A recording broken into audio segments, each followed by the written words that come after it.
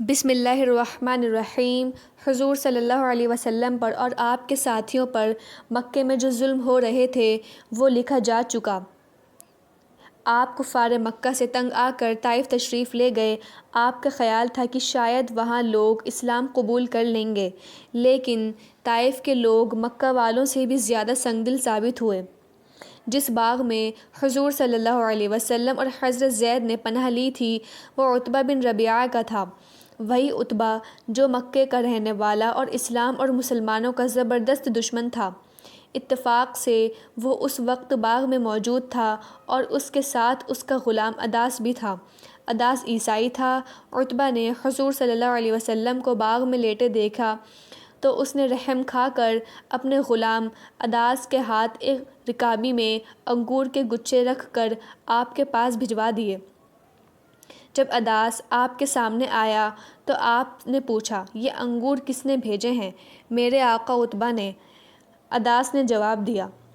کیا عتبہ باغ میں موجود ہیں؟ جی ہاں موجود ہیں، اداس نے جواب دیا۔ انہوں نے طائف کے بدماشوں کو آپ کے پیچھے آتے دیکھا تھا۔ تمہارا نام کیا ہے؟ آپ نے پوچھا۔ میرا نام اداس ہے۔ کیا تم عیسائی ہو؟ ہاں میں عیسائی ہوں۔ کہاں کے رہنے والے ہو؟ نینوا کا رہنے والا ہوں۔ کیا اس نینوا کا جہاں حضرت یونس رسول بنا کر بھیجے گئے تھے؟ اداس نے حیرت سے حضور صلی اللہ علیہ وسلم کو دیکھا، کئی منٹ تعجب کے ساتھ دیکھا، آپ کو دیکھتا رہا۔ جب حیرت کم ہوئی تو بولا، آپ کو رسول یونس کا علم کیسے ہوا؟ ان کا حال تو کوئی بھی نہیں جانتا۔ آپ نے فرمایا، اداس، میرا نام محمد ہے، میں بھی خدا کا رسول ہوں، تمام نبیوں کا نام جانتا ہوں، نہ صرف نام بلکہ ان کے حالات بھی جانتا ہوں۔ اداس فوراً سامنے جھک گیا، اس نے آپ کے ہاتھ کو بوسہ دیا اور کھڑا ہو کر بولا، بے شک آپ رسول معلوم ہوتے ہیں۔ حضور صلی اللہ علیہ وسلم نے اس سے فرمایا، تم مسلمان ہو جاؤ۔ اداس نے کہا، حضور، مذہب آسانی سے نہیں بدلا جا سکتا، اس لیے غور کرنے کی مہلت دیجیے۔ اچھا غور کر لو، آپ نے کہا، جب غور کر چکو اور مسلمان ہونا چاہو تو میرے پاس چلے آنا۔ یہ کہہ کر حضور صلی اللہ علیہ وسلم نے کچھ انگور کھائے اور باقی حضرت زید کو دے دیے۔ زید نے کھا کر پلیٹ اداس کو دے دی۔ اداس واپس عتبہ کے پاس پہنچا۔ عتبہ دور سے کھڑا اداس کی حرکتیں دیکھ رہا تھا۔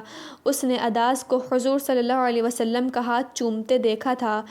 جب وہ آیا تو اس نے کہا، اداس، یہ آدمی جادوگر ہے، اس کی باتوں میں نہ آنا۔ اداس نے کہا، نہیں میرے آقا، وہ جادوگر نہیں ہیں، نبی ہیں۔ تم نہیں جانتے کہ حضرت یونس کون تھے، کہاں تھے، مگر وہ جانتے ہیں اور خوب جانتے ہیں۔ عتبہ نے پوچھا کہ انہوں نے تجھ سے کیا کہا تھا؟ اداس نے کہا، انہوں نے کہا تھا کہ تم مسلمان ہو جاؤ۔ میں نے کہا کہ مجھے غور کرنے کی مہلت دیجیے۔ عتبہ نے جھٹ کہا، اداس، تم مسلمان نہ ہونا، اسلام سے تو تیرا مذہب ہی اچھا ہے۔ اداس نے کہا، میرے حضور، میں عیسائی ہوں اور ہماری کتابوں میں لکھا ہے کہ تہامہ کی دھرتی پر ایک نبی پیدا ہوگا، میرا خیال ہے یہ وہی نبی ہیں۔ عتبہ نے بگڑتے ہوئے کہا، واہیات بات نہ کرو، نبی ایسے ہی ہوتے ہیں جن کا نہ کوئی یار اور مددگار ہو، نہ وہ حکومت والے ہوں نہ دولت مند۔ عتبہ نے کہا، میرے آقا، ہر نبی ایسے ہی حالت میں ہوا ہے، علاوہ دو چار نبیوں کے جو دولت مند بھی تھے اور بادشاہ بھی۔ نبیوں کے ساتھ اللہ کی مدد ہوتی ہے، اس لیے انہیں کسی قسم کا ڈر نہیں ہوتا۔ عتبہ بگڑ گیا، سب بکواس ہے، اس کے شکار نہ ہو جانا، اپنا کام کرو، دیکھو میرے گھوڑے پر دھوپ آ گئی ہے، اسے سائے میں باندھ دو۔ اداس چلا گیا۔